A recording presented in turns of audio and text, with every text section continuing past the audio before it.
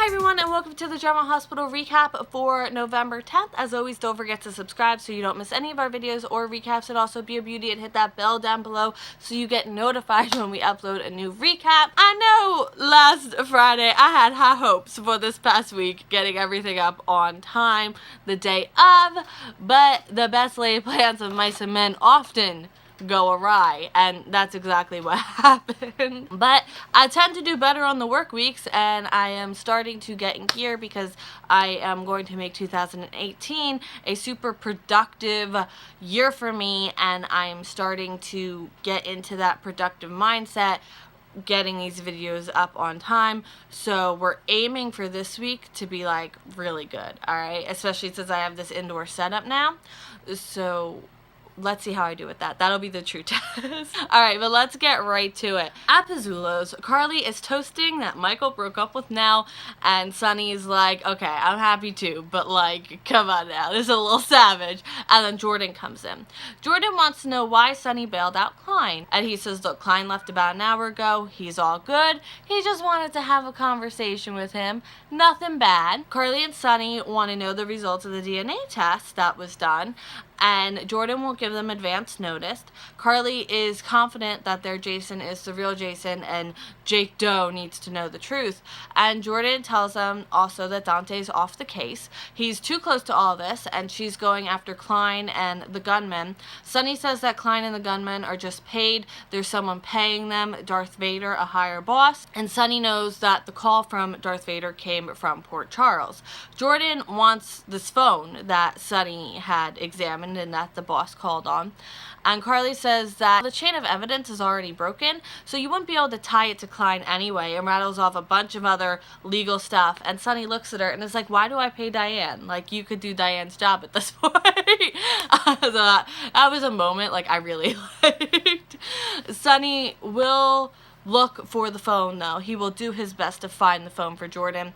And Jordan wants him not to go in this alone because people get killed. And the PCPD wants to help just as much as he does. So it would behoove him to turn stuff over to her. Carly is struggling with guilt over her role in the Jason switch. Sunny tells her it's not her fault. She doesn't know who she feels worse for, though. 5 years back Jason, who sees his life was given to someone else, or to Jake Doe, the one whose life isn't his. Carly wants to contact poor Charles Jason. He needs to be looped in, and they both realize they haven't seen or talked to him in a while. And he's their friend, and he's always been loyal to them, even if he hasn't really wanted a part in the business. And they can't just abandon him, because Jason or not, he's their friend. And it was kind of a really sobering and humbling moment, because it's easy to get caught up in all of this Jason switch or not switch or Scott. Like, it's just, it gets all so crazy, and then you just like come back to the reality that like this guy, you can't just throw him to the side. He's someone we've cared about for the past few years too. I've loved him as Jason. We both know that, okay? And I was very skeptical coming into this whole thing. And a part of me almost didn't want Steve Burton to be like the Jason Morgan. But like, just in my view, I don't see how it could go another way. It gave me pause too, because this is someone I've rooted for and I've cared about for the past few years. And I just want to take a second before everyone goes, they're fictional characters, this is a TV show. At Ava's, Ava is reeling right now. She's not satisfied that Kiki says that this might be promising. And Kiki's like, I don't know a lot about it. And Ava starts lashing out at her for not being supportive and for wanting Ava to stay like this with a scar. Like, a scar. And Kiki's like, are you serious? And then Ava accuses her of wanting to be the beauty of the family. And Kiki's like, really? Like what, so you could steal my boyfriend again? And then Ava feels Griffin will eventually leave her, and she just has no confidence. And then there's a knock at the door, so Kiki heads out, and Ava apologizes before Kiki leaves. But again, this is why I can't get on board with Ava, because if you're gonna go after your kid like that, and you're gonna accuse your kid of wanting to be the beauty of the family, and like, it just, I can't even comprehend it. I really just can't even comprehend it. And honestly, I don't know why Kiki doesn't just walk away from her. I mean, I'd have no problem at this point walking away from her. At General Hospital, Dr. Bench is looking to invest in real estate down by the waterfront, but it might go historic, and that would throw a wrench in the deal. Alexis and Monica are talking about this whole Jason thing, and Monica says that she's fine, so Alexis needs to focus on helping Sam. David, or Dr. Bench, checks in with Alexis. She says she's okay. It was quite a night, though, the night of the MetroCorps Aurora thing. And there's a lot going on right now in her life on all fronts, especially with her ex-husband. And he says, you want to take your time? I'll be here. And she's like, I want you to wait for me. And he's like, I get the feeling you're worth the wait. And Kiki's at the hospital. She asks David and Griffin for their help. She shows them the flash drive with the research on it. She wants them to review it away from Ava so that they can study it independently. And they say, look, it looks sound, it looks fine, but it's untested. And no doctor in their right mind would get involved with it.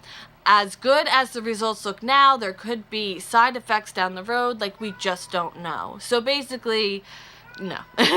Unless it's Klein, nobody's going to do this, and no hospital, except probably that hospital in Russia, is going to allow it to be done. Back at Ava's, as I mentioned, there's a knock at the door, and it's Alexis. Alexis tells Ava that Julian is in trouble. Alexis knows Ava knows people who could help Julian, and Ava says that she left that world behind. Julian doesn't even, use the money she puts in his commissary, and she has no leverage or power. She can't do anything. And Ava tells Alexis to help him. She's a lawyer, or is she afraid that it would send the wrong message, or that it would send the right message, and she's still in love with him? And Alexis is like, you know what, this is a mistake. Bye. This was pointless. Can Ava care about Julian instead of making digs at her? And by the way, I still find it ironic that Ava can make digs at Alexis, considering that she's had a martini in her hand the last 6 months that we've seen her on screen. Ava tells her to toughen up and handle her own problems. Okay. Oh, you know what? Again, rich coming from someone who just accused her daughter of wanting to be the beautiful one in the family. Ava notices Klein's research is gone, Kiki took it, and immediately she's angry because she feels that Kiki doesn't want this. I can't, how fast she turns against her kids. At the Quartermain Mausoleum, poor Charles Jason is there. He doesn't know why, and then he's going to go leave, and Monica is here. Skylight Man hasn't come to see her, and she's glad he hasn't. Poor Charles Jason has never lied to her. He's her son. He's looking for someone to hold on to. And she says, yes, absolutely, and you'll always be my son. And poor Charles Jason tells her that this other guy might be her son too. He tells her about the twins and Heather, and he doesn't know much beyond that, and she'll do what she can to help. So at JaSam's place, Steve Burton Jason is there. He comes in, poor Charles Jason isn't here, probably a good thing, and Sam doesn't think it's a good idea for him to stay, and Scout cries over the baby monitor, and she says that that's her daughter Scout. Sam brings Scout downstairs. Emily Scout Morgan is her full name, and Steve Burton Jason loves that she named her after his sister, and that Emily would have really loved that, and he thanks her. And she tells him about Danny named Scout, Annabelle II, the puppy, and Steve Burton Jason is glad that she's happy and she has a really nice life. And she asks him about what's going on, where did you come back from? He tells her about the clinic and Russia and being drugged, and then he says that Danny's biology didn't matter to him, which that's rewriting history a little bit, because they were making Jason really out of character around that time. Oh, I don't know if the videos are still there, because they might be. If it's 2012, the videos are there. But he's saying that Danny's biology didn't matter to him. He's glad that Danny isn't a product of the violence Franco committed. He loves him, he's his son, and he was ready to accept that before he knew that Danny was his. Which he was, right? Got in the bed, took the picture, and then was shot. And he tells her about Ava, her helping him escape the clinic, then running into her here and finding out that she's Sam's aunt, and Sam confirms that Julian Jerome is her father. He doesn't know much about the Jerome family, and she tells him the whole story, Derek Wells Media, everything's kind of falling into place. And also Julian is a really bad person and dismantled Alexis's life, and he's in prison now for other crimes. Sam feels bad for Alexis though, because she still loves Julian, and it's the kind of love that is just there, and it's always going to be there, and it's the kind of love that you feel but you can't act on. and the person you love can't be in your life. And is she talking more about Alexis or herself? Sam's gonna get Scout a bottle, and she leaves Steve, Bert, and Jason with her. Steve, Bert, and Jason picks her up. He tells her about Lila, her older sister that never got a chance to be in the world. And then poor Charles Jason walks in, and Steve, Bert, and Jason is holding Scout. And he tells him to get away from Scout or he's gonna kill him. And Steve, Bert, and Jason puts her down. Sam comes back and she says everything's fine. And poor Charles Jason wants Steve, Bert, and Jason to stay away. And then Carly and Sonny show up, and poor Charles Jason is still pushing Steve, Bert, and Jason away. And Sam says, stop. We can't keep doing this. Just stop. And now end scene. Ava shows up at the hospital looking for Kiki. Griffin has the flash drive. He tells her Kiki was coming looking if they do the procedure. Him and Dr. Bench have decided moving forward with the treatment is a bad idea. It's too much of a gamble for everyone involved, and she wants Griffin to do the procedure. So is she going to use this power she has over Griffin to manipulate him into doing a procedure that could possibly get his medical license removed? Alexis calls and requests a meeting with Olivia Jerome, and her attorney on record is Nora Buchanan, so it looks like we'll see Nora again. Sam sends Scout away with Molly, and Sam wants them all to figure this out right now. And then Jordan shows up with the DNA test results.